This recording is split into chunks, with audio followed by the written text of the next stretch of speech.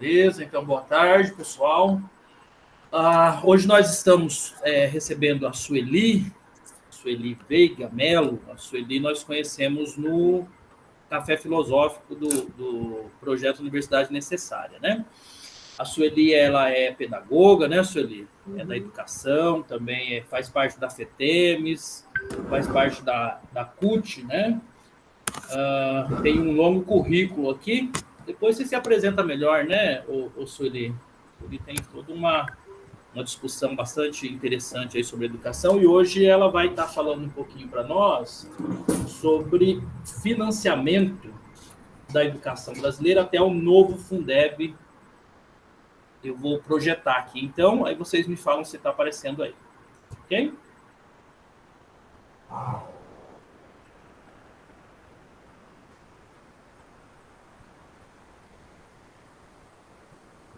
Projeção aparecendo, Tarcísio. Sim, aparecendo. Deixa eu só colocar para tela inteira. Beleza. Então, ok, Sueli, seja bem-vinda, a fala é sua, tá bom? Pode ficar bem tranquila, usar o tempo necessário aí. Nós temos o teto até às 18h30 ms. Tá legal. Mas eu acho que não vou usar o tempo inteiro, vou usar uma parte e deixar uma parte também para perguntas, para considerações e para contribuições do grupo. Bom, eu quero aqui primeiro agradecer o convite aí do Tarcísio, foi ele que entrou em contato, me convidando para estar fazendo essa reflexão aqui com o grupo de formação de docentes de vocês, que vocês já têm organizado, vem fazendo vários debates. Eu já participei do Café com Política, que foi no mês de agosto, debatendo basicamente o mesmo tema. Basicamente não, o mesmo tema. Só fiz alguns acréscimos, inclusive após a participação lá no seminário que nós tivemos do Café com Política. Cumprimentar os professores da universidade, o Paulo, que eu já conheço, o Fontoura, a Ligiane, e dos demais membros também, a companheira Janete, que é diretora de escola, que eu já conheço há bastante tempo. E acho assim, muito importante vocês estarem promovendo e fazendo esses debates do Café com Política, esse estudo, essa reunião de grupo, porque nós estamos num momento agora, não é no momento agora, é um momento que na educação ele é sempre permanente, de debates em torno do financiamento da educação. No momento que nós estamos passando agora, na conjuntura atual, ele é um debate que a gente vem fazendo com muito mais força, por conta de que o atual governo tem uma concepção de educação e de financiamento um pouco diferente daquela que a gente vem construindo e debatendo ao longo do tempo. Mas mas o financiamento ele é um tema que ele é permanente na educação brasileira. Aí eu vou pedir para o Tarcísio ir passando, e conforme eu for fazendo a leitura, aí você já pode ir passando para o próximo. Tá bom, Tarcísio? Gente, eu vou tentar fazer o seguinte, olha, agora são 10:05, uns 45 minutos, e aí a gente vou deixar o restante do tempo para um bate-bola nosso, tá bom? Se não der, eu estico um pouquinho. Então, o financiamento, e esse trabalho aqui, ele é resultado dos nossos debates na FETEMES, na nossa Confederação Nacional, que é a CNTE, Confederação Nacional dos Trabalhadores de Educação, dos acúmulos que nós temos no movimento sindical, mas também é resultado da minha pesquisa de mestrado. Eu fiz mestrado terminei em 2020, e o meu tema foi sobre financiamento da educação no Brasil e em Mato Grosso do Sul. Então, eu tive a oportunidade de aprofundar mais, de ler mais, de pesquisar mais. Então, bastante dos temas que eu trago aqui são da pesquisa de mestrado, e outros temas mais recentes, chegando até o novo Fundeb e os desafios que nós temos agora para o financiamento da educação. Eu já socializei, já passei para o professor Tarcísio o meu livro em PDF, que depois pode socializar com o grupo, até para aprofundar mais, porque aí tem mais detalhando cada um desses períodos aqui com mais profundidade. Então, quando a gente vai olhar para a história do financiamento da educação no Brasil, ele é permanente, ele vem desde o início vamos dizer, do dito descobrimento do Brasil, sendo que nos primeiros 50 anos no Brasil, nós não tivemos... A gente pode dividir esses 522 anos, basicamente, em 6 períodos. Até o quinto período, é uma divisão que o professor João Cabral de Monlevade faz nas suas pesquisas também sobre financiamento da educação, e esse 6º momento, jamais por conta da conjuntura que nós estamos vivendo, então a gente já começa a perceber um novo cenário, um novo momento na educação brasileira, que poderia ser dividido de primeiros 50 anos, depois o período jesuítico, o período das aulas régias, depois mais um período de expansão educacional, de avanço, e agora um período de retrocesso. Podemos passar. Os primeiros 50 anos de educação, primeiros 50 anos do Brasil, nós não tivemos nenhum tipo de educação formal. Um longo período aí sem nenhuma preocupação com a educação daqueles que já estavam aqui ou dos que vieram. Então, nada de educação. O próximo período é um período de cerca de 200 anos, onde o Estado brasileiro delegou à Companhia de Jesus e aos padres jesuítas a responsabilidade com a educação no Brasil. Então, ficou a cargo dos padres jesuítas, da Companhia de Jesus, toda a oferta da educação. E já tinha um financiamento, que ele vinha do chamado quinto da coroa, que era um imposto, que vinha para fundar os colégios, e também vinha algumas contribuições das propriedades dos padres jesuítas, dos senhores de engenho e também da igreja para a educação, uma vez que a igreja é que era responsável pela educação. Diga-se de passagem, educação basicamente para os filhos dos senhores, meninos e brancos.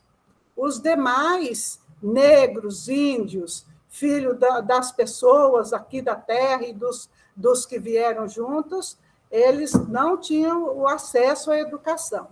Esse daqui dos professores, os professores, eu coloquei isso aqui porque, como a gente está falando de formação de professores, é importante também a gente já ver a nossa história também, um resgate um pouco da nossa história de professores na educação. Os professores eram sacerdotes, com sólida formação e bem preparados, mas também já tínhamos os administrativos da educação, que os administrativos ou não docentes, até hoje, têm uma luta para serem reconhecidos como profissionais da educação. Mas, quando a gente vai olhar na história, eles sempre estiveram presentes também na história da educação. Então, aqueles irmãos que não eram padres eram os que faziam o trabalho do administrativo, desde a limpeza à parte administrativa mesmo das escolas da época. Pode passar para Tarcísio. Então, aqui é uma sala de aula, uma fotografia da época, e, como a gente já falou, a escola religiosa, com só meninos e meninos brancos estudando, né? Podemos passar. Aí vem um outro período, um período longo também, de 174, porque é importante falar que esses períodos, eles não são períodos estanques, né? Na educação e na história, a gente sabe disso. Nada começa aqui e termina aqui. É sempre uma continuidade. Então, essa quantidade de anos e esse período, ele é aproximado, mas é mais ou menos, para a gente dizer assim, um longo período, né, na história da educação no Brasil, que após a expulsão dos padres jesuítas e da Companhia de Jesus do Brasil, daquelas escolas boas, das escolas com boas estruturas, com bons professores e bem organizada que tínhamos da época dos jesuítas, passamos para um período bastante precário, que foi o período das reformas pombalinas e das aulas régias, que quem tivesse um pouco de formação e quisesse dar aula, bastava procurar nas redondezas os estudantes, arrumavam um espaço que fosse da sua casa, numa igreja, em qualquer local, pedia autorização ao rei, achava um vereador, mandava cartinha pedindo autorização, e o rei autorizava aquela pessoa a ministrar aulas. Por isso, aulas régias, aulas autorizadas pelo rei. E assim, a gente já é uma característica também que a gente percebe na educação brasileira de outorga da competência do professor para dar aula, né? Precisava ter uma autorização do rei para ser professor, para dar aulas. E nós passamos um período assim, e foi um período assim da educação bastante fragmentado, porque como eram professores avulsos, espaços avulsos, não tinha muito um currículo nacional, não tinha muito um debate sobre os conteúdos, a organização educacional que todo mundo seguisse. Era mais ou menos cada um ia fazendo dentro do que sabia e do que podia a educação. Então, foi um período de bastante precariedade aí na oferta da educação. O financiamento, nesse período, vinha do chamado subsídio literário. Era um imposto que foi um tipo de imposto, uma cobrança sobre a aguardente e a comercialização de carne. E também um pouquinho do dízimo ainda para as escolas, que sobraram ainda as escolas religiosas. Professores, ainda pessoas com formação, pagos pelo subsídio, autorizados pelo rei, e os funcionários, aí, como era mais precário, os funcionários eram os escravos das famílias que adotavam a sala de aula, ou que da família do professor, eram os escravos que ofereciam a educação. Aqui uma amostra, falando um pouquinho das aulas régias, as aulas avulsas, sem certificação, a criação do subsídio literário, docentes mal preparados e a ausência de currículo, que foi um pouco do que eu já falei anteriormente. Aí a gente vem para um próximo período, que é na verdade, pulei uma lauda aí, hein? Pulei uma lauda, que é o período de ampliação do acesso à educação. O financiamento, já em discussão do financiamento, passando para o imposto, mas aí a gente vem de 34 para cá, que foi, de fato, o período de maior ampliação da educação, maior oferta, ampliação das matrículas, ampliação da escola, ampliação da quantidade de professores, ampliação do atendimento educacional às camadas da população que, até então, por condições financeiras, não tinham acesso à educação. E a Constituição de 1934 é uma Constituição considerada avançada, e ela já vinculou, já colocou na Constituição que 10% dos impostos da União e dos municípios e 20% dos estados seriam destinados à educação. Entretanto, em 1937, tivemos um golpe, naquela época, e aí a nova Constituição elaborada suprimiu o financiamento, com o discurso de que não era, que a educação ela era uma obrigação, em primeiro lugar, das famílias. O Estado só entrava para complementar, então que não tinha sentido ficar na Constituição o financiamento, porque o financiamento era simplesmente para complementar a responsabilidade com a educação das famílias. Depois de muita luta, na Constituição de 1946, voltou o financiamento, 10% da União e 20% dos estados e municípios para a educação. A LDB, acho que é de 61, não lembro mais. A LDB, a 4.024, né, de 61, ampliou o financiamento da União para 12%. Mas tivemos o golpe militar em 64 e a Constituição que os militares fizeram em 67 suprimiu também o financiamento. E o discurso dos militares na época é que não cabia na Constituição vincular nenhum tipo de despesa, nenhum tipo de recurso para área nenhuma. Então, que era inconstitucional você vincular na Constituição Federal recursos para a educação. Podemos passar. Aí é só uma imagem da Constituição, juntando os estados, a União, Estados e Municípios, no financiamento da educação, do ensino. Podemos ir para frente. E aí a gente veio o período de 88 para cá. 28, acho que 29, 28. Não vou fazer a conta do tempo ali, não. Que foi um período que nós mais avançamos na educação brasileira, do ponto de vista do acesso à educação, do ponto de vista da democratização, do ponto de vista do financiamento e de todo o arcabouço legal para garantir a educação mais democrática para todas as pessoas. Começando com a Constituição, que tornou a educação direito público subjetivo, por isso ele é um direito que, a qualquer momento, qualquer pessoa pode exigir, pode cobrar do prefeito, do governador, do presidente, que cumpra o dever com a educação, porque é um direito subjetivo, e vinculou o financiamento de 18% da União e 25% dos impostos e transferências dos estados e municípios para a educação. Em 96 veio a LDB, que instituiu as diretrizes e bases para a educação que nós temos hoje. Ainda em 96, a primeira lei do Fundef, que criou o Fundo de Financiamento do Ensino Fundamental e Valorização do Magistério, abrangendo dos 7 aos 14 anos, que foi importante, que ampliou muitas matrículas dessa faixa etária.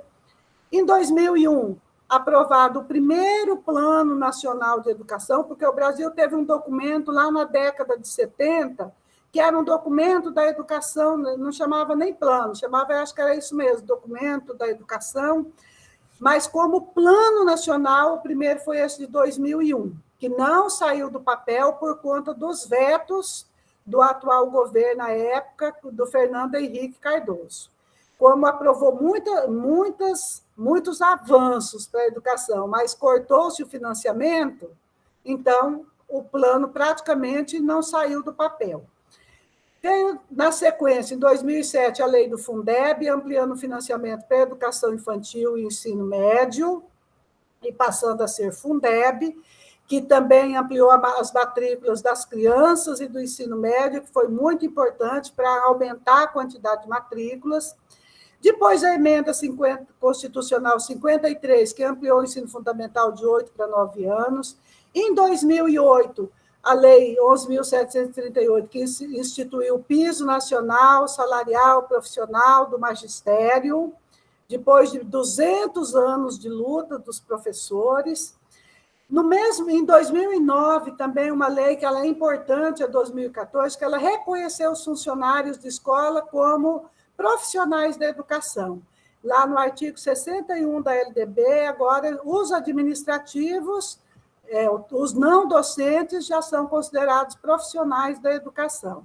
Emenda 59, que tornou obrigatória a matrícula dos 4 aos 17 anos, obrigatória, e essa é uma demanda muito grande dos municípios, principalmente, a matrícula na educação infantil e no estado do ensino médio. E o segundo Plano Nacional de Educação, aprovado em 2014, com 20 metas para toda a educação, e um destaque para a ampliação do financiamento para chegar a 10% do PIB, do Produto Interno Bruto, até 2024. Quando foi aprovado o plano, em 2014, em média, a gente estava com cerca de 5,5%, quase 6% do PIB aplicado em educação. Agora já reduzimos, já caímos um pouco mais. Então, nesse período, avançamos na concepção de educação, de uma educação pública, com financiamento público, com gestão democrática, de concepção integral, de qualidade social, que não é aquela educação que prepara para a vida, para a cidadania, e não simplesmente uma educação que treina as pessoas, bancária, para todos os níveis, modalidades, idades e localidades, com valorização dos profissionais da educação, garantindo e tendo isso como um parâmetro, um tripé fundamental de formação inicial, formação continuada, piso salarial e carreira. Então, isso é importante para nós também, para os professores e professoras, esse tripé da valorização, que precisa ter uma formação consistente, precisamos ter um piso salarial que valorize um piso salarial decente e uma carreira também. Porque hoje ninguém tem interesse em entrar numa carreira que você fica 10, 15, 20 anos só com um piso inicial sem movimentar na carreira. Então, todas essas leis deram essa base e também a defesa agora intransigente do Plano Nacional de Educação, que não foi o que a gente queria, o que nós lutamos, o que a gente queria aprovar em 2014, mas ele é o plano que foi possível construir, envolvendo toda a educação pública e privada do Brasil, básica e superior, e que é referência para prefeitos, para governadores e para o presidente, para a nação, de plano, de linha para seguir, para orientar a educação. Avançamos também na concepção de quem são os profissionais de educação e de como esses profissionais se organizam. Hoje nós somos considerados todos profissionais da educação. É evidente que o administrativo precisa ainda ter a formação profissional na área, que ainda está sendo feita. Alguns têm, outros não têm, mas já são reconhecidos como profissionais da educação. A formação já é na área, a remuneração tem um piso, tem carreira, tem direitos, e as formas de contratação, na grande maioria, já é somente através de concurso. Somente não, é através de concurso público. Nós temos algumas prefeituras que ainda contratam o administrativo no geral da prefeitura. Faz um concurso para trabalhadores administrativos e esses administrativos depois são deslocados para as escolas.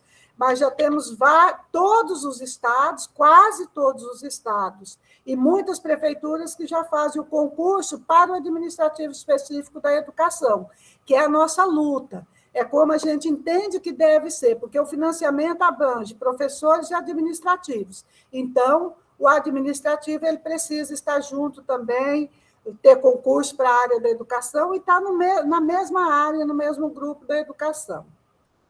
E aí nós chegamos no período atual, que em 2016, com o impeachment da presidenta Dilma, que hoje já, inclusive, com os dados, e mostra que foi o impeachment sem base legal, sem base jurídica, portanto, foi um golpe, e foi um golpe não na presidenta, mas um golpe em toda a democracia e em todo o sistema legal, não só na educação, que vinha sendo construído no Brasil.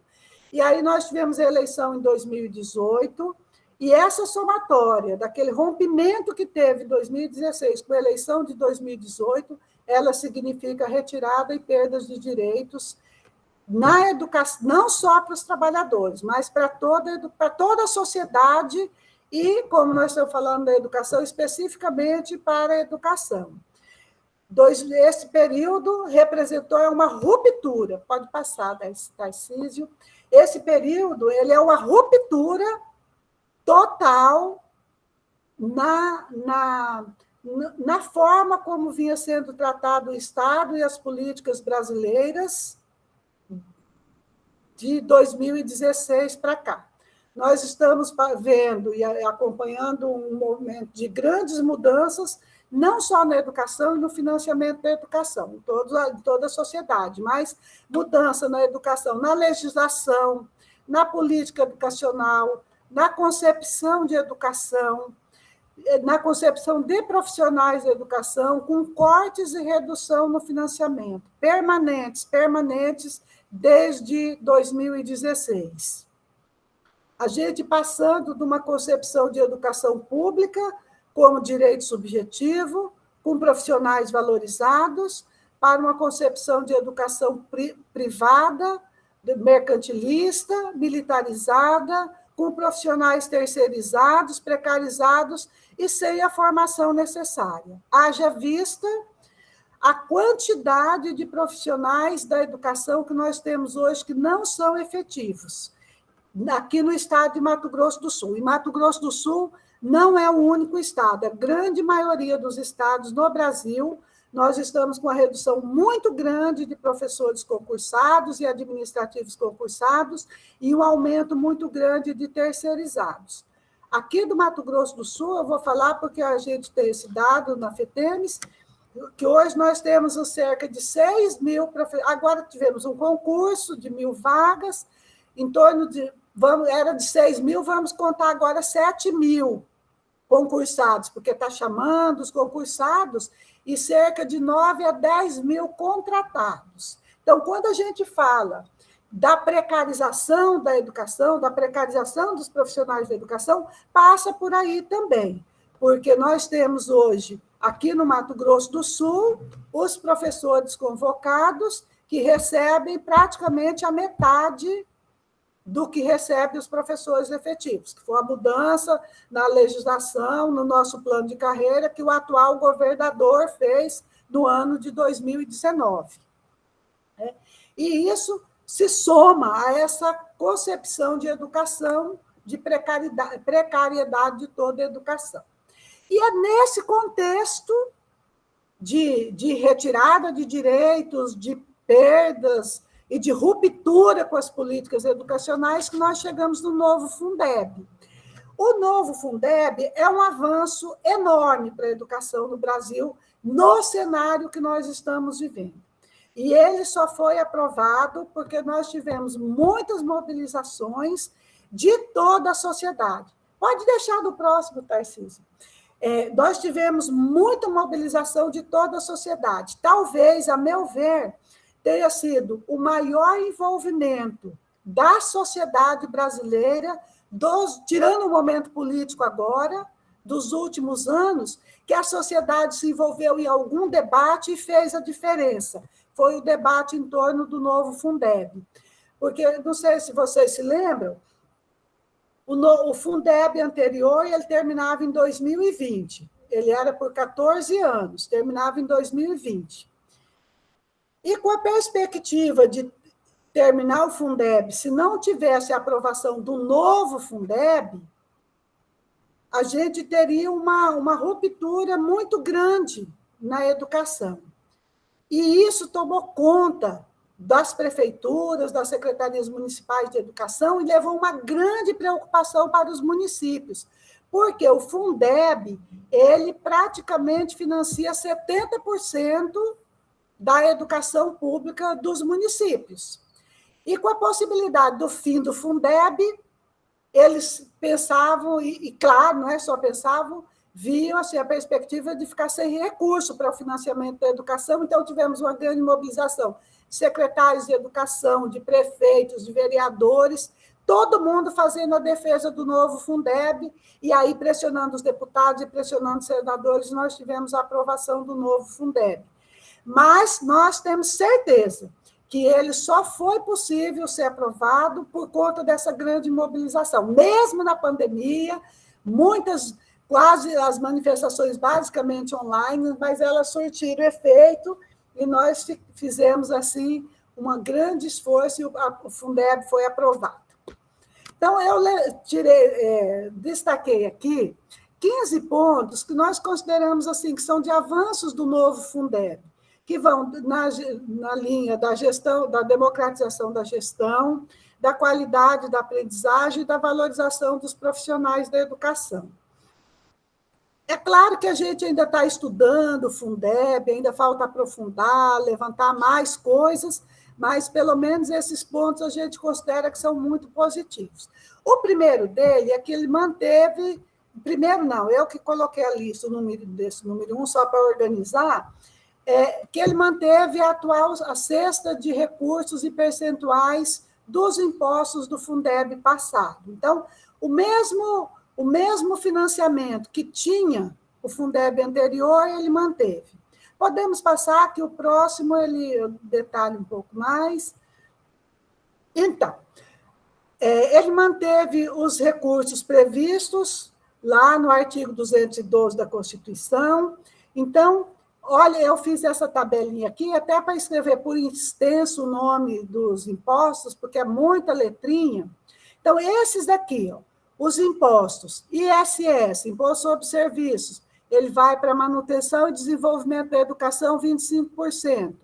Imposto de renda e proventos, também 25% para educação. Imposto sobre transmissão de inter vivos e bens imóveis, 25% para educação. IPTU, Imposto Territorial sobre a Propriedade Territorial Urbana, 25%. Aí nós temos esses outros que estão em vermelho, que são transferências que a União faz, devidas, legais, para os municípios. Então, o fundo de participação dos municípios, a cota que os municípios recebem é de 21,5%, desses 5% vão para manutenção e desenvolvimento da educação, e 20% vão para o financiamento do Fundeb. O imposto sobre produtos industrializados, 5% fica na manutenção e 20% vai para o Fundeb. IPVA, 5% fica na manutenção, 20% vai para o Fundeb. A Lei Candir é uma lei que ela foi aprovada, acho que em 87, desonerando os estados que produzem produtos primários, como é o nosso caso, soja, o milho, o boi, para exportação. Então, quando o estado exporta produtos primários, ele é livre de, não sei se totalmente, mas ele é isento de pagamento de impostos. Por conta disso, o governo devolve um pouquinho dessa lei, desse imposto para os estados e municípios. Mas ele é bem pequeno, inclusive agora, recentemente, teve uma mudança, quase acabou essa Lei Candir.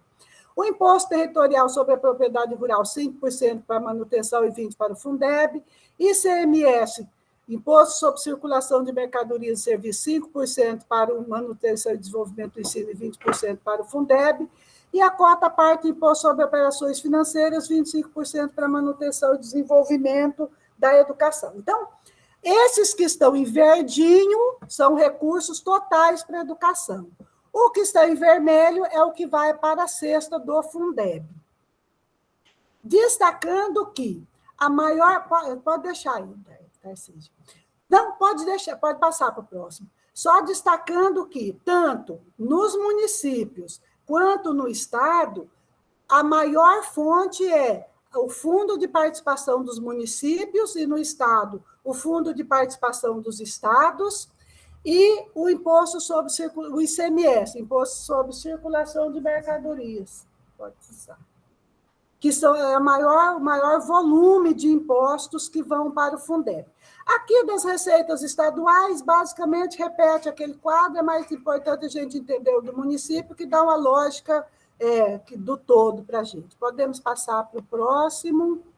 Aqui é só um exemplo do quanto aumentou do Fundef, que era o primeiro fundo, para o Fundeb. O Fundef é só essa bolinha azul aí no meio. FPM, IPI, ICMS, FPE, juntava tudo isso aí, eram os impostos que compunham o Fundef. A bola toda, incluindo o azul e o verde, é a bola do financiamento do Fundeb. Então, com o Fundeb, nós tivemos ampliação do financiamento. Só lembrando que disso aqui vai só 20% para o Fundeb, ainda fica 5% que vai para a manutenção. O IPTU, ISS e TBI fica fora do fundo, fica só na cota das receitas totais dos municípios. Podemos passar. Ah, tá. Beleza. Tá. Esse é um aspecto importante do novo Fundeb. Outro aspecto que é importante é que todo o cálculo do Fundeb ele é baseado no censo escolar. Né? Todo o repasse de recursos ele é baseado no censo escolar. Por isso, nós consideramos o censo escolar fundamental e muito importante. O censo escolar é uma radiografia da educação básica no Brasil. Eu, da superior, não sei, porque eu não olho, não pesquiso, não vou atrás de dados, mas da educação básica, não vou falar tudo, mas muitos dados. Se vocês quiserem saber quantas salas de aula tem da educação especial, quantas salas de aula de educação infantil, sexo das crianças, a idade das crianças, se está no campo, se está na cidade, se está na escola pública municipal, na privada, na federal, tudo isso tem lá no censo escolar. Então, fazer a manutenção do censo, que é feito nesse ano para usar com dados básicos para o próximo ano, é fundamental e é muito importante. Podemos passar. Um outro aspecto também é o aspecto das ponderações de recursos para o Fundeb, onde nós temos os anos iniciais do ensino fundamental urbano, ele é a referência nacional. Esse valor hoje, que é o chamado custo aluno-ano, valor total aluno-ano, está em R$ 4.873,78. Então, este é o 1, é a referência 1. Mas aí é feita toda uma ponderação. Aluno, creche, o primeiro, por exemplo, creche em tempo integral, pública, é 1,30. A creche que é conveniada, que ainda nós temos, é 1,10. Então, foram estabelecidas essas ponderações para destinar para cada nível, para cada etapa, onde está as matrículas dos estudantes, de acordo com as necessidades, um percentual um pouco maior ou um percentual um pouco menor. Esse aqui também é um dos pontos importantes do Fundeb. Um quarto ponto, sim, eu coloquei aqui, olha só, Mato Grosso do Sul, sempre, desde quando aprovou o Fundef, lá em 1998, 97, começou a implementar em 98, Mato Grosso do Sul, o valor aluno-ano do Mato Grosso do Sul sempre foi acima da média nacional, sempre. Então, enquanto o valor nacional é 4.873, Mato Grosso do Sul, as séries iniciais urbanas é 6.051. A creche urbana parcial, 7.262. O ensino médio urbano, 7.564. Então, Mato Grosso do Sul é um estado que ele tem um volume de recursos do Fundef muito acima da média nacional, que é feita. A média nacional é feita da seguinte forma: pega todo o montante de valor do Fundeb e divide pelo montante de matrículas. Aí dá a média nacional. A nossa média estadual é feita a mesma coisa. Pega o montante de recursos do Fundeb, divide pelo montante de matrículas. E aí dá a média. Então, Mato Grosso do Sul tem um valor um pouco, não tão alto, porque é médio mesmo. Tem outros estados que têm valores maiores. Mas o nosso é uma média boa. Podemos passar. O quarto aspecto, muito importante do novo Fundeb, é a complementação da União, que passou de 10% para 23%. Por quê? A União ela usa o recurso mais com a educação superior e complementa um pouco o Fundeb dos estados e municípios. A nossa luta era para que a União chegasse a 40% de complementação do seu valor do Fundeb da União para estados e municípios, mas não passou, ficou em 23% gradativamente. E aí fizeram uma sopa de letrinhas isso, né? De que forma? Então, como que vão ser esses 23%? A primeira mantém a forma atual, que é o valor aluno anual, que é o VAAF, que já era 10%, mantém os 10%. Esses 10%, ele só vai para os estados que ficam abaixo da média nacional. Então, Mato Grosso do Sul está fora do primeiro, porque Mato Grosso do Sul fica acima da média nacional. E aí criou o VAAT, que é valor aluno ano total. Então, 10,5% dessa contribuição vai para esse VAAT. Para quem que vai o VAAT? Para estados e municípios que fiquem abaixo da média nacional, mas não contando só recursos do Fundeb, contando todos os recursos da educação. Então, ele vai somar o que tem do Fundeb, com os recursos que ficaram fora do Fundeb, com o valor da alimentação escolar, com salário e educação, ele soma tudo, divide pelas suas matrículas. Se ele ficar abaixo da média nacional, aí ele recebe contribuição do VAAT. Valor aluno total é porque soma todos os recursos da educação para fazer a média total. Eu não sei, mas Mato Grosso do Sul, poucos municípios vão ter essa complementação. Ainda não sei, não vi os cálculos dos municípios para a gente fazer, mas poucos. Outra coisa importante é que 50% deste VAAT ele deve ser aplicado na educação infantil, que é também a maior demanda que nós temos hoje de matrícula, de escolas, de tudo, de professores, é tudo na educação infantil. Por isso, é muito bem-vindo esse aumento de recursos da educação infantil. E um outro também, VAAR, que é valor aluno ano por resultado, que esse é novo também. Eles vão ser passados para estados e municípios obedecendo um critério de indicadores de gestão, de acesso e de desempenho dos alunos a partir de 2023. Então, depois, ali mais para frente, eu vou falar mais um pouco sobre isso. Então, aqui está a lei, aqui está o critério da distribuição do VAAR, do VAAF, VAAT, VAAR. Por exemplo, 2022, estamos aqui, o VAAF é 10%, o VAAT 5%, o VAAR 0%. O ano que vem, 2023, já passa VAAF 10%, VAAT passa para 6,25% e VAAR 0,75%. Até chegar em 2026, quando a gente vai ter o total dessa complementação. Isso aqui é só complementação da União. Podemos passar. Então, aí para essa complementação por VAR, um dos critérios lá que a lei está exigindo é que tenha indicadores de gestão democrática. Não seja mais a pessoa simplesmente indicada pelo prefeito ou pelo governador para a direção da escola. Ele tem que... Nós queríamos que a lei dissesse assim, tem que ter eleição em todas as escolas, para a direção de todas as escolas.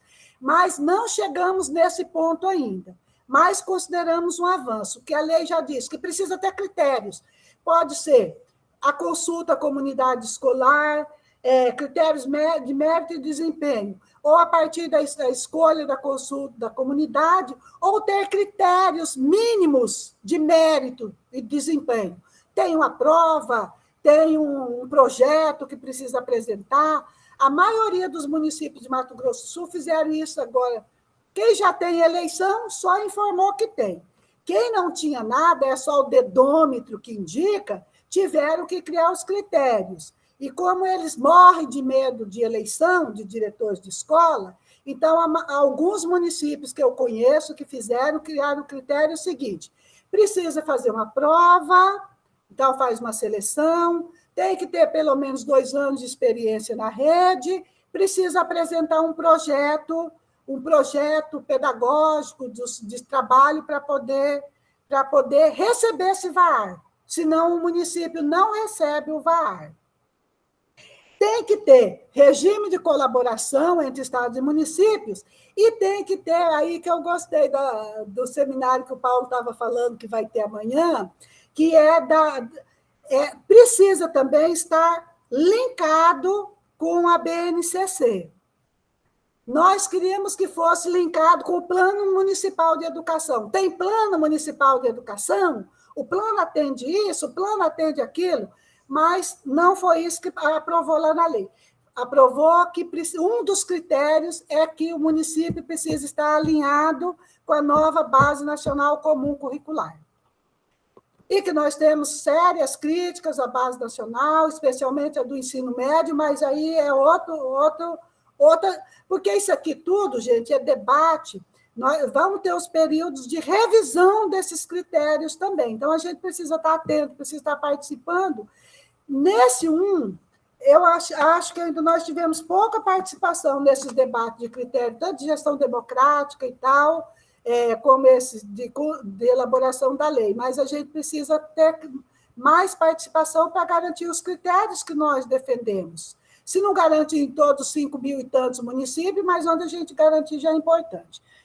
Então, das condicionalidades, precisa ter indicadores de acesso e desempenho dos alunos, é claro que é pelo IDEB, a gente ainda tem um monte de críticas ao IDEB, porque o IDEB não mede, muitas vezes não, o IDEB não mede as condições da escola, as condições da família, as condições da comunidade, as dificuldades daquela escola, é um exame padrão, mas eles vão ter que apresentar uma média de IDEB, considerando a trajetória escolar, considerando as reais necessidades sociais, fala lá em questões de raça, em questões de atender os mais pobres, o tempo e as condições para aprender, e também de ter o custo aluno-qualidade como critério de qualidade.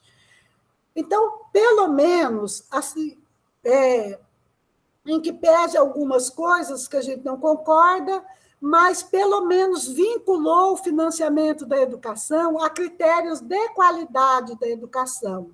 Então, nós vamos precisar apresentar alguns critérios de qualidade para a gente, para poder ter o Fundeb e para ter mais recursos do Fundeb. O 7º ponto é um equilíbrio entre a arrecadação de impostos e o atendimento educacional. Hoje, a União ela arrecada cerca de 60%, atende na educação básica só 2% e mais ou menos 20% da educação superior. E, no total, a União investe em torno de 29% em educação. Os estados têm uma arrecadação. Isso é fazendo um comparativo nacional, do bolo, quanto cada um arrecada.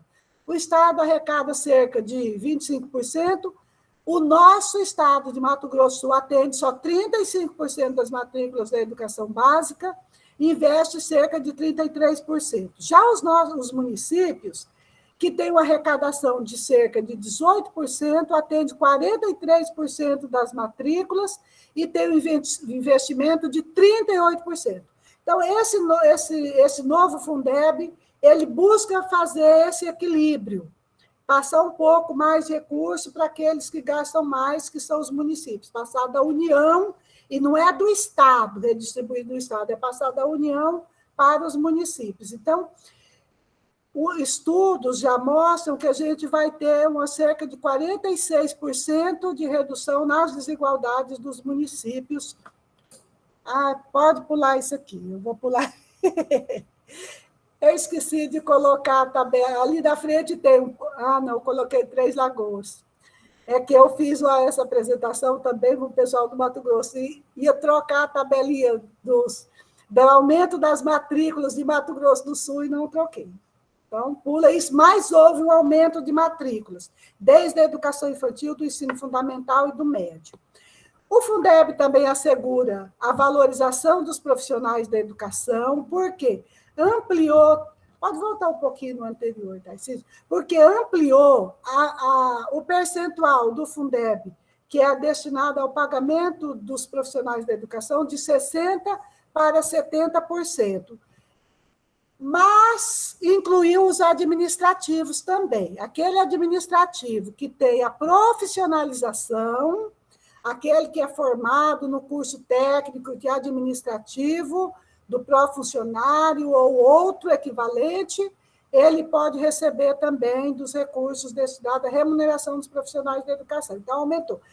Uma discordância nossa é que incluiu assistentes sociais e psicólogos também, para receber dos recursos destinados à remuneração dos profissionais da educação. Não que nós somos contrários a esses profissionais nas escolas, mas nós entendemos que profissional da educação é o profissional da educação, com formação na área da educação, que atua na área da educação. O assistente social e o psicólogo não são profissionais da educação. Eles atuam e desenvolvem o trabalho da educação. E nós gostaríamos que eles fossem remunerados da saúde, porque é um atendimento da saúde, não educacional. Mas a lei incluiu, agora a gente precisa cuidar para as prefeituras e os estados não lotar de psicólogos e assistentes sociais nas escolas e inchar as folhas de pagamento e a gente ter o salário reduzido para todo mundo aí, porque entra muita gente, tá? Mas, por enquanto, é o que temos. Aqui eu trouxe uma média, gente, ó, aqui é um dado de 2020, a média da remuneração anual nossa, hoje em dólar, com esse piso, daria uma média de $14.000, a média da OCDE é o dobro, mais do que o dobro, é $35.000, da Alemanha a média é de 60 mil, aqui no vizinho nosso, Chile, de $23.000 anuais a remuneração dos profissionais da educação. Então, mesmo com piso, mesmo com toda essa luta insana nossa para ter um piso salarial, a gente ainda está bem abaixo do piso nacional. Pode passar, por favor, rápido.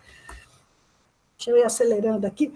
Outro aspecto importante é a complementação da União para os municípios, sem tirar do Estado, porque aquela complementação primeira, ela é uma complementação para o Estado, aí o Estado redistribui com seus municípios. E agora temos uma contribuição que ela vai direto para o município, sem tirar da parte do Estado também. Ampliação do financiamento da educação infantil, o controle social, com a participação da sociedade, agora está permitido integração dos conselhos, pode inclusive integrar o conselho do Fundeb, com o Conselho Municipal de Educação, então a formação de conselheiros, então tudo isso é democratização. Os mecanismos de acompanhamento também, no sentido de garantir a transparência, de publicação da publicidade dos dados, de tudo nós avançamos e nós continuamos defendendo ainda, e já está sendo pensado um tipo de um programa padrão, que as prefeituras, todo mundo pudesse colocar os dados, porque hoje, às vezes, a gente encontra muito um lugar um dado, no outro, muito difícil, inclusive, de achar os dados. A garantia do custo aluno-qualidade, mas que ficou ligado, que precisa aprovar o Sistema Nacional de Educação, que está lá na Câmara Federal, já faz desde a aprovação do Plano Nacional de Educação, que tem uma lei tramitando para a aprovação de um Sistema Nacional de Educação no Brasil, que o Brasil não tem Sistema Nacional de Educação. Nós temos o sistema municipal, que aí tem as suas escolas, tem a sua secretaria, tem o seu conselho, temos sistemas estaduais para as suas escolas, as suas secretarias de educação, o seu conselho, mas o federal nós não temos criado um sistema. Nós temos o MEC, que é um órgão, o Conselho Nacional, que é outro órgão, e não temos a criação de um sistema nacional de educação que envolva, desde os municípios, Estado e a União, todo mundo no mesmo sistema, trabalhando juntos, mas está lá para ser aprovado e a gente continua lutando por isso. Pode passar, Tarcísio. Um outro ponto que eu deixei aqui, o último, mas que foi uma grande luta nossa para o Fundeb ficar permanente. Então, porque ele tinha período de 10 anos, depois 14 anos, agora se tornou permanente. Para dar mais um pouco de tranquilidade, de segurança para os gestores, para toda a rede de educação, de que tem essa política de financiamento garantida. Podemos passar. Aqui eu resumi os pontos, não vou ler, pode passar. Fundeb em Três Lagoas, eu trouxe alguns dados, que foram os dados que eu apresentei no dia que foi o Café com Política. Eu vou falar rapidamente, só uma ideia, tá, gente? Assim,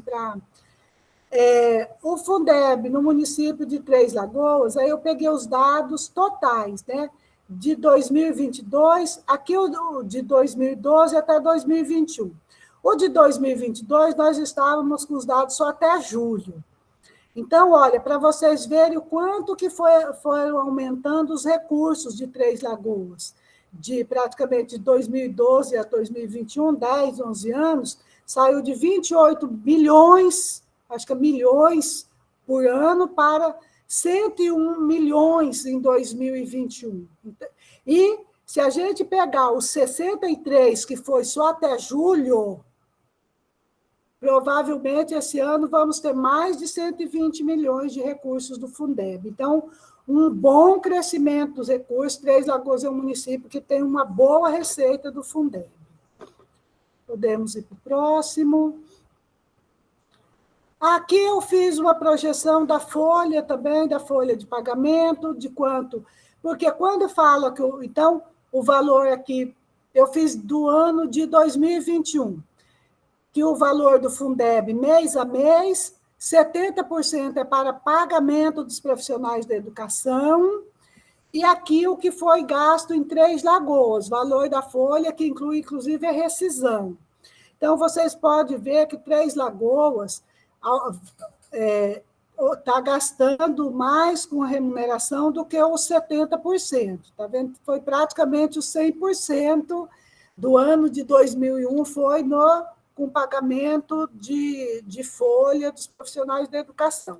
Isso não é ruim, o Estado também faz isso. Mato Grosso do Sul gasta mais de 100% do valor do Fundeb com a folha de pagamento. Isso significa que o município, o Estado, tem recursos, outras fontes a mais, que possibilitam gastar os 100%, porque se fosse para seguir a lei, a risca, ele teria que cumprir. Ele é obrigatório os 70%. O que passar disso é o que o município pode ter em condição. Então, esse dado aqui do valor da folha só é possível porque tem o conselho que acompanha. Então, o conselho tem, mês a mês, os dados lá do valor que entrou, do valor que gastou, de quanto que gastou. Então, por isso é possível acompanhamento. Pode passar.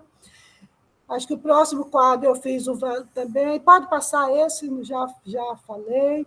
Um pouco das matrículas de 2015, 2020 e 2021. Da educação infantil aumentou. Olha só, gente, uma coisa que chama a atenção, né? De 2020 para 2021 caíram as matrículas na educação infantil um pouco. A creche aumentou, caiu na creche e caiu na pré-escola também. Pode ser por causa da pandemia, né? Que a gente teve a pandemia, ficar sem aula, então muitas famílias tiraram as crianças da escola. O ensino fundamental aumentou com relação a 2015, o ensino médio aumentou também com relação a 2015, a educação profissional diminuiu.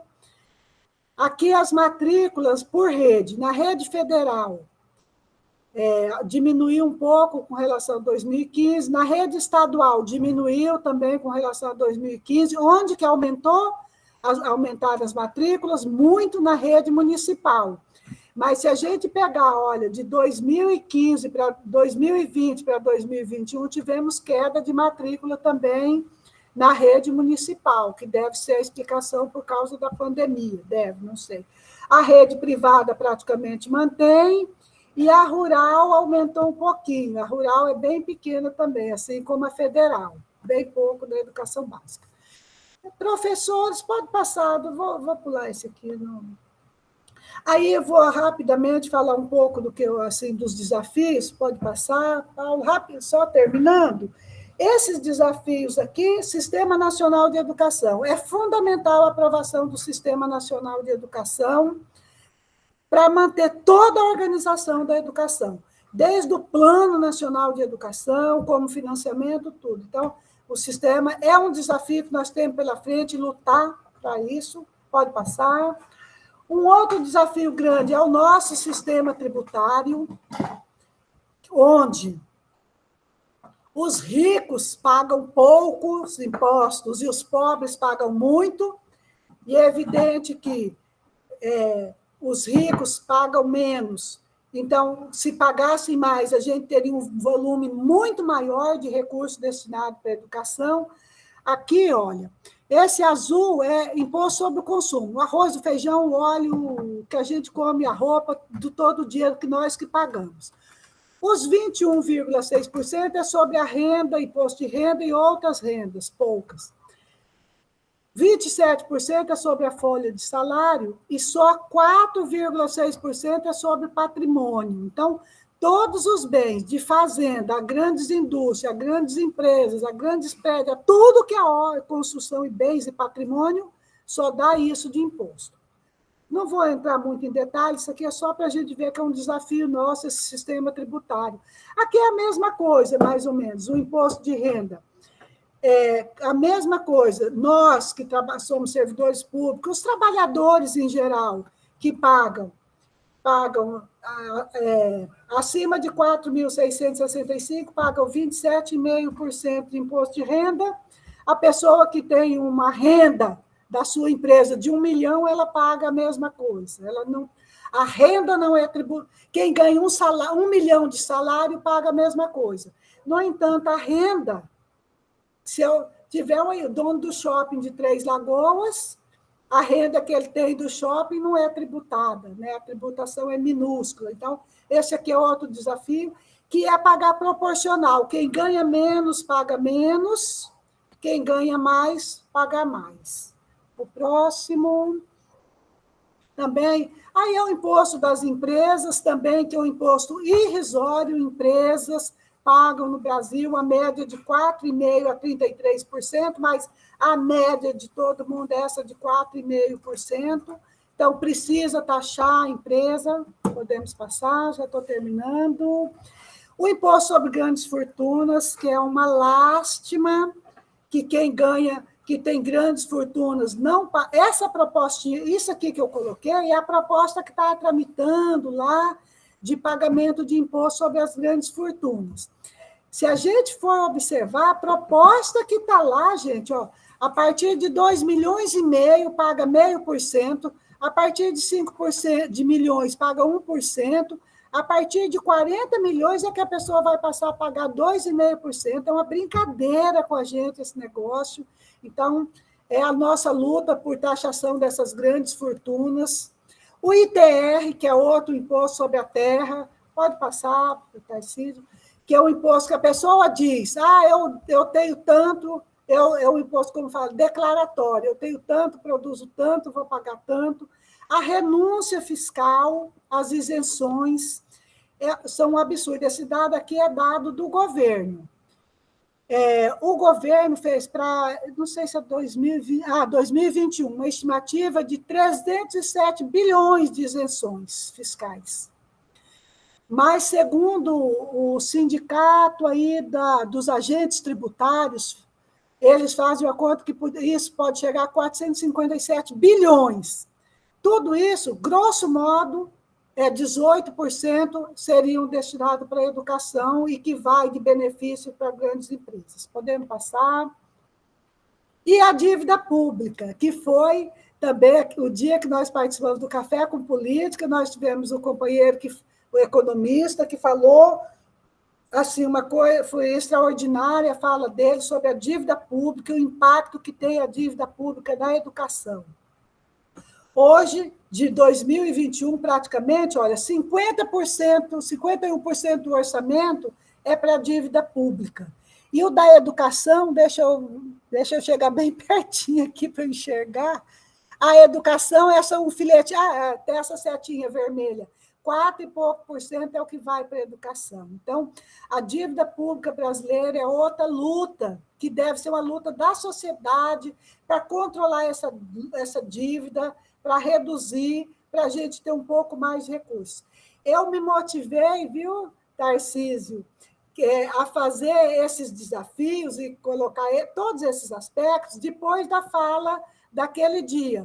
Porque aí eu falei, então eu falo sobre o Fundeb, sobre financiamento, sim, mas não entra nos desafios que nós temos, né? O Rodrigo, ele esteve aqui no GFORP também, viu, Sueli? A gente fez a dobradinha da mesma forma que a gente fez aquele dia. Está muito boa a sua fala. Muito bom, muito bom. E esse é um desafio que a gente precisa lutar. São lutas nossas. Pode passar, já estou terminando, concluindo. Passei um pouquinho muito do tempo. Mas o próximo... tá. Aqui é um resumo desses desafios para o financiamento, pode passar. O nosso papel, pode passar. O nosso papel gente, é defender a educação pública de qualidade, porque, assim, diante de todo esse cenário, que é uma luta constante, nós temos um papel, nós temos uma missão também como professores, como educadores que somos, como estudantes, como pessoas que defende uma sociedade mais justa e igualitária, né? Defender a educação pública de qualidade social, educação de concepção integral libertadora, a diversidade versus essas ideias de escola sem partido, defender a implementação do Plano Nacional, do Plano Estadual, dos planos municipais, defender a revogação da Emenda Constitucional 95 e do novo ensino médio, defender a valorização dos profissionais com formação, piso e carreira, combater a privatização, a precarização, a terceirização, a militarização, e construir possibilidades e bases concretas para a gente eleger um outro projeto para o Brasil, um projeto que garanta direitos, que seja democrático, solidário e inclusivo. E, para terminar, eu coloquei aqui uma fotografia. Aqui foi o meu primeiro ano como professora, comecei a dar aula em 87, no município de Taquarussu, na escola municipal, no campo. Aqui, essa turminha minha eram os alunos. De manhã eu dava aula para primeiro e segundo ano, à tarde, terceiro e quarto ano, uma escolinha de madeira, no meio do pasto, era só um cercadinho assim, a escolinha ficava no meio do pasto, não tinha banheiro, não tinha cozinha, ia atrás, lá no banheiro, lá atrás da escola, depois que construíram, fizeram um poço, uma cozinha e um banheiro. E aqui já é agora de 2022, eu tenho um netinho da minha irmã, que é meu sobrinho neto, que mora no assentamento Nova Casa Verde, 54 quilômetros de Nova Andradina, e o ônibus passa lá, pega ele toda manhã, levando para a escola, para fazer a pré-escola, numa escola do distrito que fica a 6 quilômetros. Isso, quando eu comecei, era impensável. A gente trabalhava sem as mínimas condições, as escolas não tinham condições, os professores não tinha salário, não tinha concurso, não tinha nada. E hoje a gente percebe que nós avançamos bastante.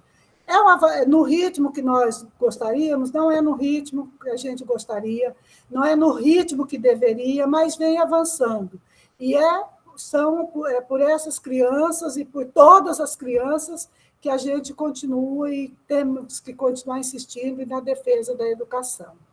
E o último é uma frase de Paulo Freire, que eu não estou me lembrando qual, mas que é essa que eu acho que das mais tradicionais que a gente usa, que essa educação sozinha não transforma a sociedade, mas sem ela, tampouco a sociedade muda, né? Então, Paulo Freire sempre sendo a nossa referência aí na educação, na vida e na luta por uma sociedade melhor também. Olha, passei do tempo, foi Imagina. 1h10. Poderia ser 2, viu, Sueli? Excelente, Sueli, maravilha. Viram por que convidamos a Sueli? Sueli é extremamente competente, né? E uma das poucas pesquisadoras e professoras que discute financiamento aí com muita competência. Parabéns, Sueli. Obrigada. Em nome do GFORP, eu te dou os parabéns aí, né, Paulo? Vamos passar para o segundo momento. Essa discussão, Sueli, ela é extremamente importante, né? Porque a gente tem vários ideais educacionais, mas para realizar os nossos ideais, a gente tem que fazer a conta, né? E fazer a conta é uma questão terrível no contexto brasileiro. Às vezes dá para entender, quase para pensar que as regras de financiamento são feitas para as pessoas não entenderem, né? Porque é uma complexidade tamanha. E aí eu acho que você está trazendo uma questão muito interessante, que é a complexidade da legislação de financiamento, mas também vinculando ela com determinantes, né, de política econômica, social no Brasil, como, por exemplo, dívida pública, tributação, né, que são a forma como a gente vai montando esse arcabouço legal do fundo público para poder, de fato, fazer essa distribuição na perspectiva da qualidade. Então, assim, perfeito, né? A discussão aqui é densa. Aliás, deveríamos deixar mais tempo para a professora falar e falar com mais calma, porque são questões técnicas, né? E dados e números que, de fato, até a gente conseguir processar aqui as informações todas, ela até requer um certo tempo para o chip rodar aqui, né? Na cabeça da gente, porque são bastante complexas as questões, mas muito bom. Eu escutei a Sueli pela segunda vez e, assim, toda vez eu fico encantado e tenho essa mesma sensação, assim, aprendo muito, né, a hora que ela volta aos dados, porque é de muita competência e disciplina, né? para você fazer o acompanhamento disso. Você estava falando do conselho, a Fontoura sabe disso, né? Que a gente trabalhava junto em Andradina, nós éramos conselheiros lá. A dificuldade que a gente tem de fazer o acompanhamento desses dados, Sueli, que você apresenta, é enorme. Os municípios não dão conta de acompanhar, né? Então, sua pesquisa ela traz à tona isso, né? Ela traz à tona esses dados que ficam invisíveis para o grande público, principalmente para nós, professores. Gente, está aberto aí. Pois não. Só já falando sobre essas... assim, o Paulo fala sobre esse financiamento, parece que é para a gente não entender mesmo. E eu acho, assim, uma das coisas é isso mesmo. E cria na cabeça da gente, assim, que o financiamento é difícil, que é um tema complexo, que é difícil, e a gente tem muito poucas pessoas pesquisando financiamento. Eu, quando fiz a minha pesquisa, a minha banca, fui elogiada, porque uma mulher estudando financiamento da educação, que, segundo eles, costumam ver muito mais os homens discutindo financiamento. Então, e ele demanda isso que o Tarcísio falou mesmo, a disciplina para pesquisar e a dificuldade. Quando eu fiz a minha pesquisa, inclusive eu escrevi isso na minha tese, que resultou depois, eu quis publicar, publiquei num livro, eu escrevi isso. A dificuldade que nós temos para encontrar dados. Aí, isso, o Tarcísio está mostrando ali o livro, uma dificuldade imensa para encontrar os dados sobre financiamento. E autografado ainda, viu, gente? É autografado. Uma dificuldade imensa para encontrar os dados. Primeiro que tem poucos dados. Agora até a gente já tem um pouco mais. Mas se a gente for procurar dados de 10, 15 anos para trás, a gente não encontra praticamente nada. Encontra os mais recentes. Para trás encontra muito poucos dados e difíceis de localizar também. E não tem disponíveis, assim, nos sites, na internet, não tem muitos dados disponíveis. É uma coisa que a gente precisa lutar também para essa transparência nos dados, nos recursos, para a gente poder ter acesso. Mesmo nos conselhos, não é fácil. É uma luta para os membros do conselho ter acesso às informações sobre o financiamento da educação. Fontoura? Eu adorei a sua fala, Sueli, que prazer te ouvir.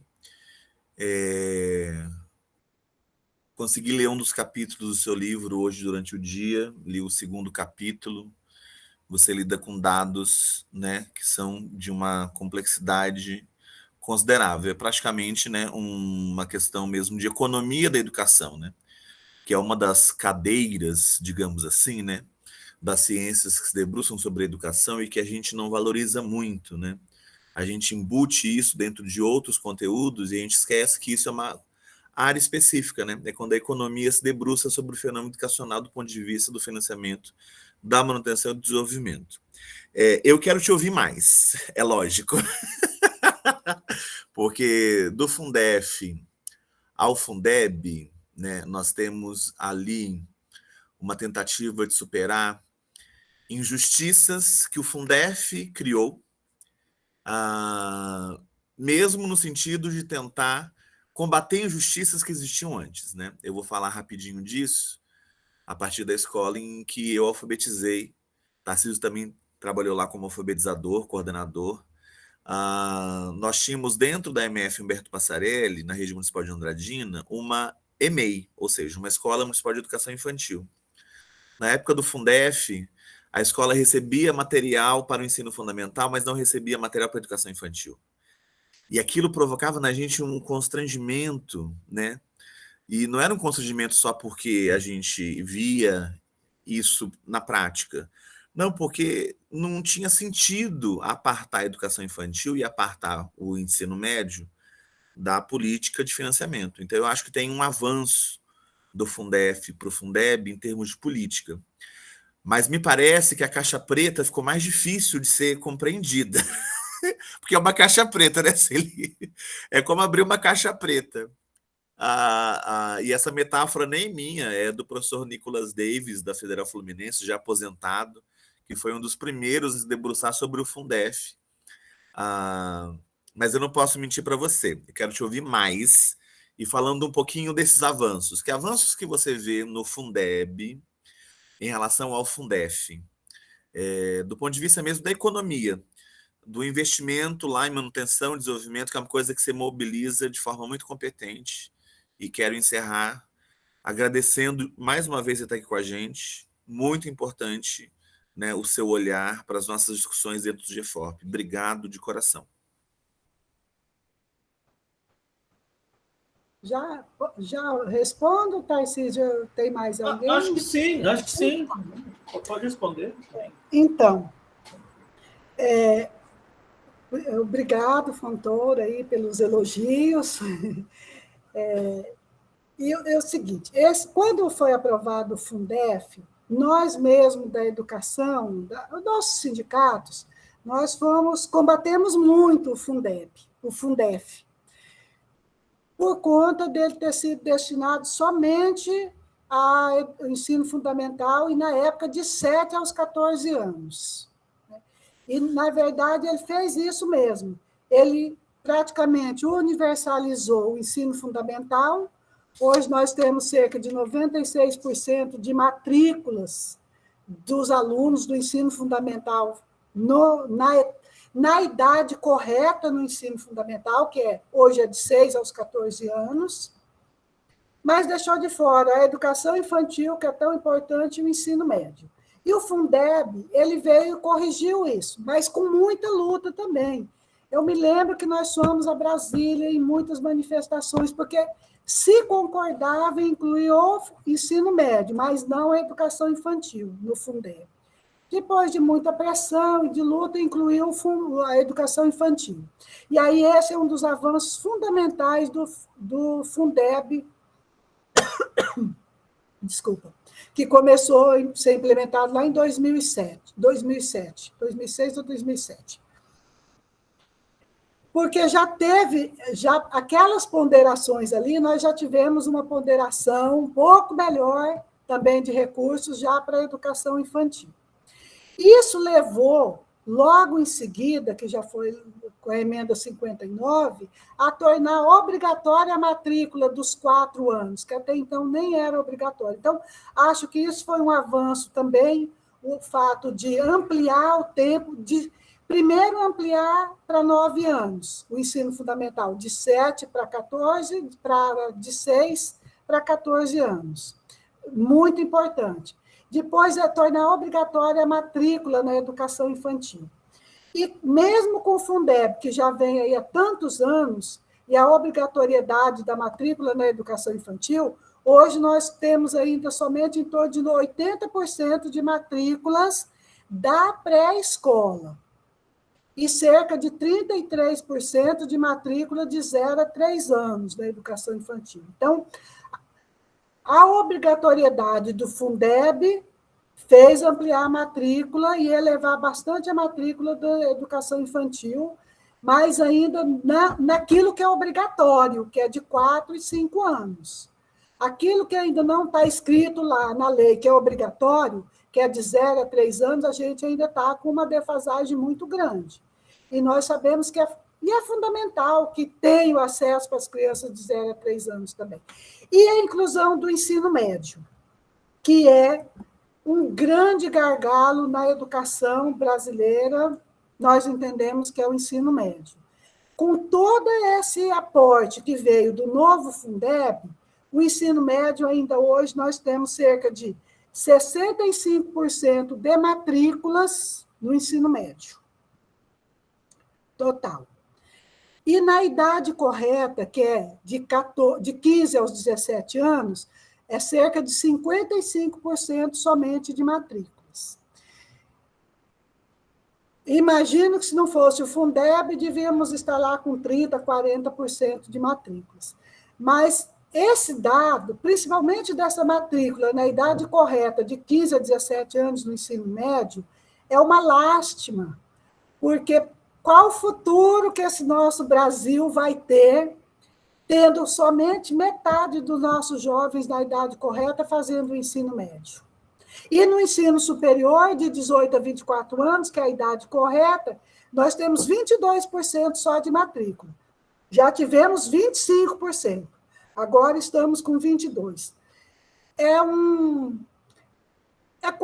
Assim, a gente tem dificuldade até de dimensionar o que isso significa de atraso para a sociedade brasileira, atraso para os jovens, atraso para o mundo do trabalho, atraso para o desenvolvimento e atraso para a sociedade. Mas o Fundeb contribuiu muito para isso. Quando a gente pega do Fundef para o Fundeb os dados de matrícula, é uma linha crescente sempre. Quando a gente pega do ponto de vista dos recursos também, do financiamento, é uma linha crescente, permanente. Quando a gente pega do ponto de vista do piso salarial, que o Fundeb também foi muito importante, é uma linha de crescimento do piso dos salários, assim, também uma linha ascendente sempre. Então, essa passagem, esse Fundeb, e agora esse novo Fundeb, que ele traz mais elementos ainda que democratiza, é fundamental para a educação brasileira, para a educação básica brasileira. É fundamental.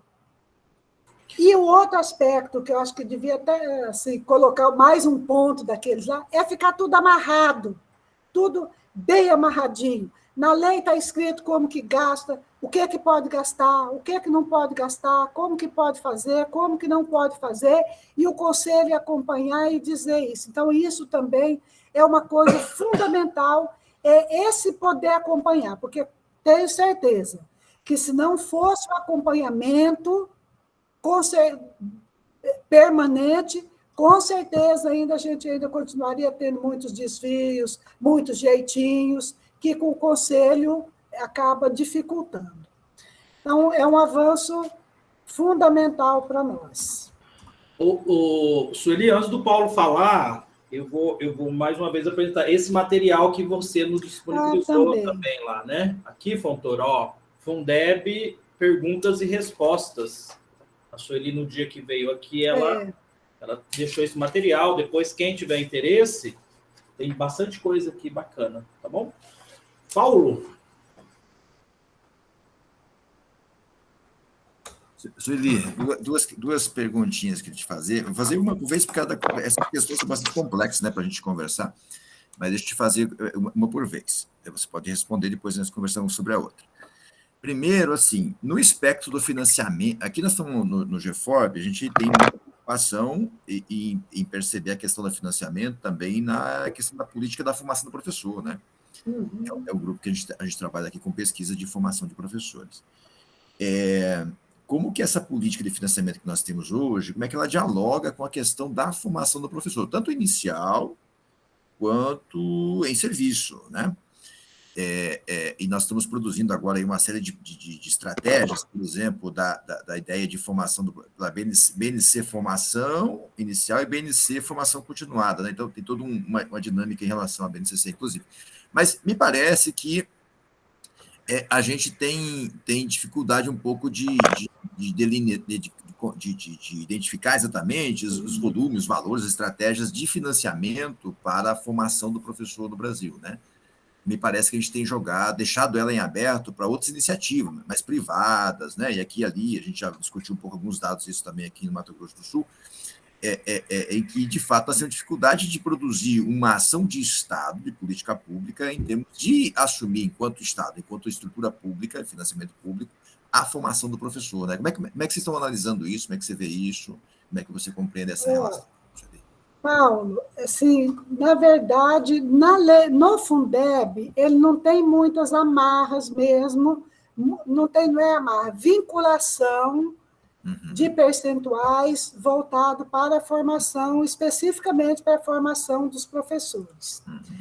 Mas como ele trata da valorização, e valorização para nós é formação e carreira, e salário e carreira, então a gente acaba discutindo um pouco a formação. Mas eu vou ser sincera com você, esse é um tema que a gente não tem discutido muito no movimento sindical, de pautar, de cobrar.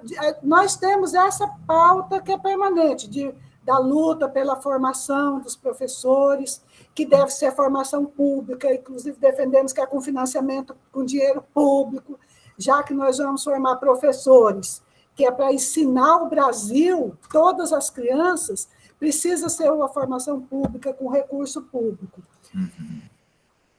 Mas no Fundeb não tem uma vinculação específica. A gente cobra mais, acompanha mais no âmbito da valorização.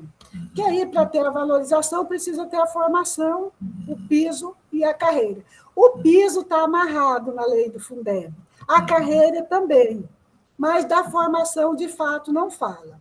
O que a gente mais tem defendido de formação é o que está no Plano Nacional de Educação, não sei se é a meta 15 ou 16, né, que fala que era até lá o segundo ano, acho que do Plano Nacional, já devia ter a formação na área para todos os profissionais da educação básica. E hoje, quando a gente pega os dados, que a gente olha os dados, em média, hoje nós temos só 65% de professores do Brasil. Aqui de Mato Grosso do Sul, não saberia dizer agora.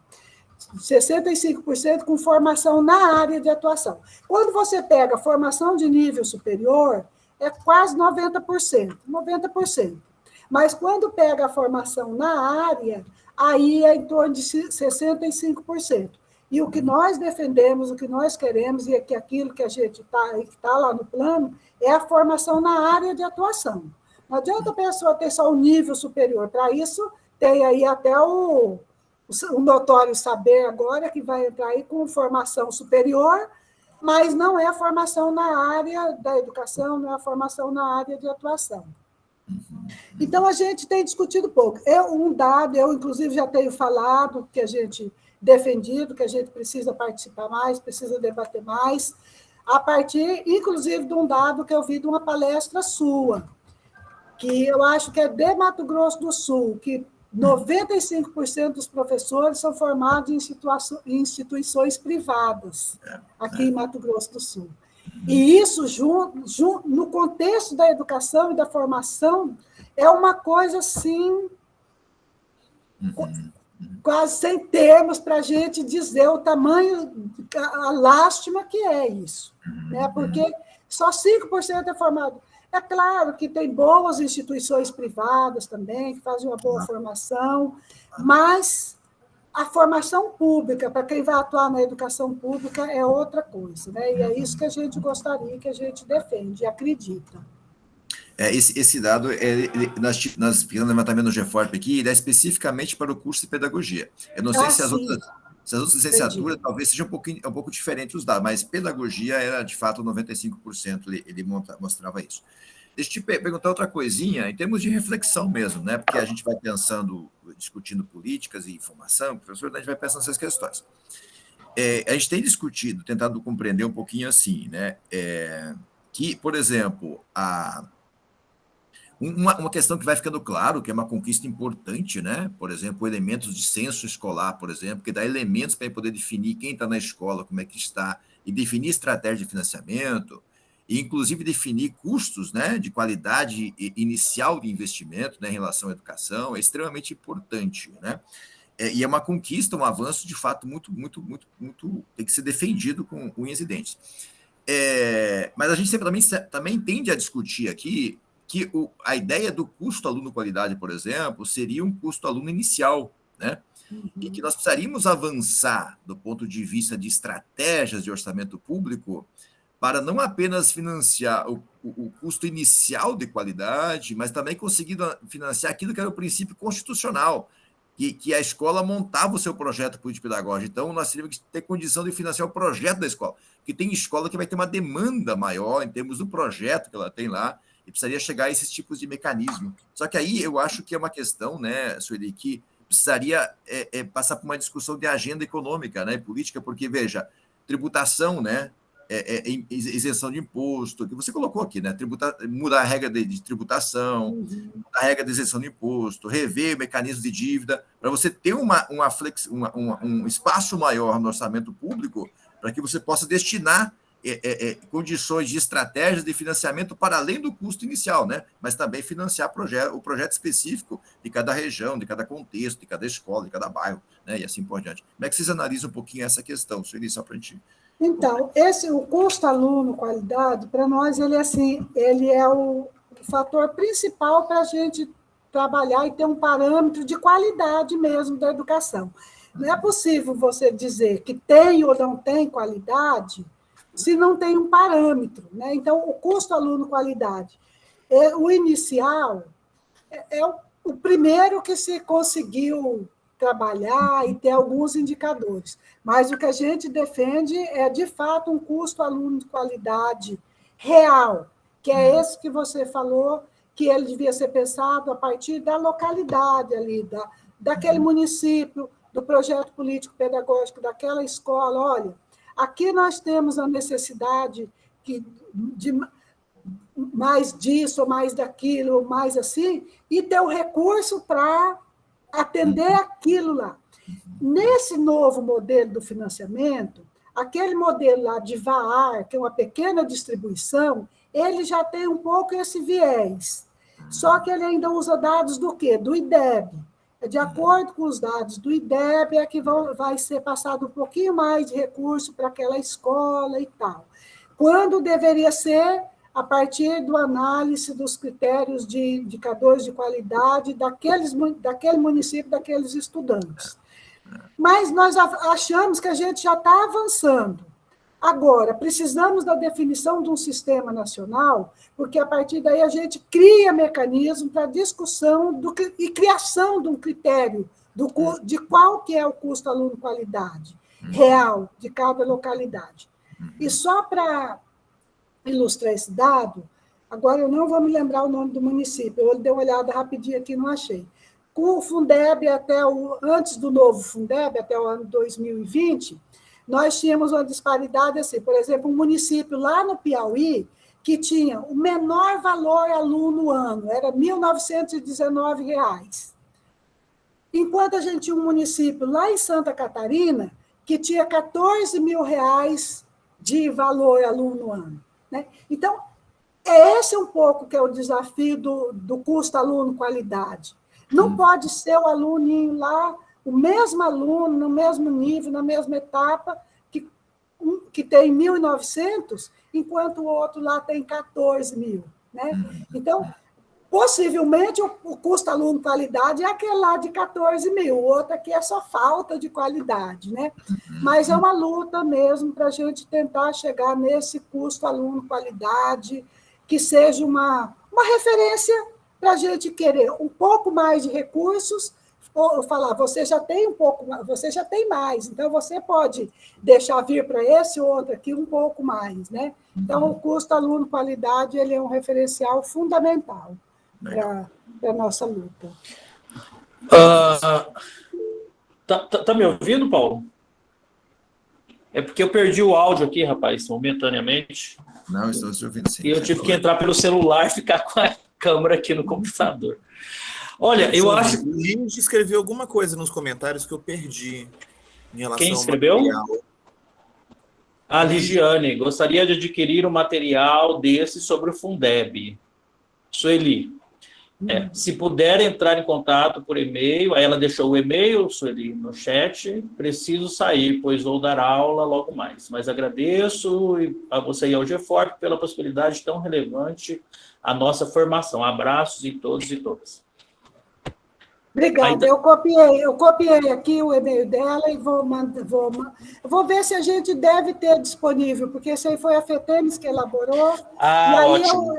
eu falo, se eu tiver lá, eu mando também para você, Tarcísio, que aí você disponibiliza para o grupo. Tá bom. Maravilha, Sueli. Olha, eu acho que por conta do horário, tem alguns de nós vamos entrar da aula e também você tem outros compromissos. Eu tenho várias dúvidas, mas eu vou só... uma delas que eu fiquei pensando durante sua explanação, Sueli, o novo Fundeb, ele foi aprovado em 2020, né? Eu lembro daquela disputa toda, inclusive com relação à inclusão da educação infantil, primeira etapa, de 0 a 3, né? que você mostrou aí nos números, a questão dos valores, etc. Mas eu fiquei pensando, essa questão da aprovação, eu sei que foi por meio de lutas dos sindicatos, né, dos professores, enfim, mas no governo atual, né? No governo atual, como é que ficou essa queda de braço na implementação disso? Você pode falar um pouquinho? Eu fiquei só com relação a... Né, eu fiquei pensando nisso, né, se de fato, né, conseguiu avançar, porque você traz as questões de avanço, mas a partir das lutas dos movimentos, né? Olha, o governo atual, o que a gente considera de avanço foi aprovar o novo Fundeb. Acho que tornar permanente também, mas praticamente todos aqueles... E teve um aumento de 60% para 70% para a remuneração dos profissionais, tornar o Fundeb permanente, aprovar o novo Fundeb, mas a maioria daqueles mecanismos já era ampliar a contribuição da União para os municípios e estados. Acho que basicamente essas coisas, porque a maioria dos mecanismos já existiam. E só aprovou esse novo Fundeb, porque o governo não teve coragem e não sentiu clima político para deixar extinguir o Fundeb anterior e ficar sem nada, porque teve uma grande pressão para isso. Mas o governo fez corpo mole durante muito tempo e a gente percebia assim, era tentando deixar chegar 31 de dezembro de 2020 e o Fundeb extinguir e a gente ficar sem nada. Tanto que a lei do Fundeb foi aprovada no dia 25 de dezembro de 2020, no dia de Natal de 2020. Né? Mas, assim... Foi o presente. Foi o presente de Natal, Mas, assim, foi positivo no atual governo, sim, a aprovação do novo Fundeb, e a gente teve, sim, alguns pequenos avanços. Uhum. Mais por conta da mobilização de toda a sociedade do que do próprio governo. Uhum. Ô, Sueli, você sabe quanto está o piso hoje atual dos professores ou isso varia de acordo com o município? Não, o piso hoje o nacional é R$ 3.845. Nossa, tá baixo, né? Tá baixo. É baixíssimo. Né? Só que é para o magistério. Tá? Início de carreira, jornada Início de carreira, exatamente. Sim. Então, depois vai tendo a progressão, né? Vai tendo a progressão. E só falar, porque a gente defende que tem que ser para o início de carreira. Muita gente fala, e muitos municípios pegaram e falaram, não, aqui no município não tem mais ninguém com nível médio, magistério, só tem com nível superior, então nós vamos colocar o piso para o nível superior. Isso achata o piso salarial. Por quê? Apesar de não ter pouca gente só com magistério, mas a LDB ainda permite o início da carreira de professor para as séries iniciais magistério. Então, essa é a referência. Aí a pessoa começa com magistério, ele faz o nível superior, ele tem mais um plus sobre isso. No Estado, por exemplo, é 50% a mais, por ele ter o nível superior. E quando você estabelece o piso já para o nível superior, você perde isso. Por exemplo, Mato Grosso do Sul, o Estado, o piso é 3.845. Aí quem tem nível superior já tem 50% a mais. Né? Ao passo que se o piso estabelecesse para o nível superior, ia ser 3.845 para o nível superior. Então, a gente luta para manter a si mesmo, para o nível médio, e aí para a carreira, para o inicial, e aí vem as outras vantagens, a carreira em cima desse piso. Beleza, ótimo. E você evita a pressão também em municipais de tentar fazer concurso para acomodar essas vagas com gente com formação menor, né? Exatamente. Evita isso. Exatamente. Maravilha, Sueli. Muito bom. Bom, agradecemos imensamente, Sueli, sua fala. Nossa, a gente dá vontade de trazê-la de novo, né, Paulo Fontoura? Não, vamos deixar isso possível, uma parceria aberta aí. Com certeza. Com certeza. A parceria continua aberta Eu tenho disponibilidade, às vezes até presencial, se for, não tem problema, pode convidar, que é um prazer. A gente, é uma das coisas que a gente gosta e temos tirado como meta de aproximar mais da universidade, de quem faz formação com os professores, que são os futuros que vão estar na sala de aula, que vão estar no sindicato, que vão estar na luta, né? Então, eu que agradeço o convite, é um prazer sempre, agradeço aqui a participação de todo o grupo que ficou aí até agora, né? Participando, tanto os professores quanto os estudantes que estão fazendo aí mestrado, doutorado. Isso, tá bom? maravilha. E nós vamos postar na página lá, Sueli, depois eu vou te mandar o link, né, que fica no nosso YouTube, tem bastante acesso, tá bom? Legal, beleza, ótimo. Muitíssimo obrigado, em nome do GFORP aí, né, em nome do Paulo, do Fontoura, né? Foi Nós ótimo. agradecemos muito. Parabéns aí pela sua brilhante explanação, brilhante pesquisa, né? Pesquisa muito, muito bem feita. Parabéns mesmo. Muito obrigada, gente. Paulo, quer falar alguma coisa? Não, agradecer só, tá ótimo, perfeito. A Sueli a gente já é parceiro aí das vezes. Sempre que dá, a gente se encontra aí pelas. Eu acho que é isso aí, né? Sempre que abrir o debate, sem receio de debater. Verdade. Sobre isso, não precisa ter receio nenhum. E é isso aí, é assim que a gente avança, a gente discute.